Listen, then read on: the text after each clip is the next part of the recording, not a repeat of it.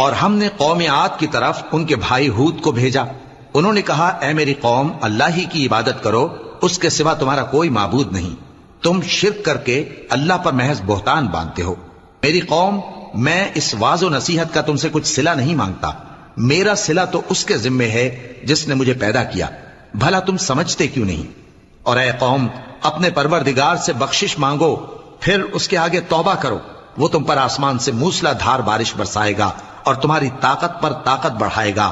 اور دیکھو گناہگار بن کر روگردانی نہ کرو. وہ بولے ہود، تم ہمارے پاس کوئی دلیل ظاہر نہیں لائے، اور ہم صرف تمہارے کہنے سے نہ اپنے معبودوں کو چھوڑنے والے ہیں اور نہ تم پر ایمان لانے والے ہیں. ہم تو یہ سمجھتے ہیں کہ ہمارے کسی معبود نے تمہیں تکلیف پہنچا کر دیوانہ کر دیا ہے. انہوں نے کہا کہ میں اللہ کو گواہ کرتا ہوں اور تم بھی گواہ رہو کہ جن کو تم اللہ کا شریک بناتے ہو میں ان سے بیزار ہوں، یعنی جن کی اللہ کے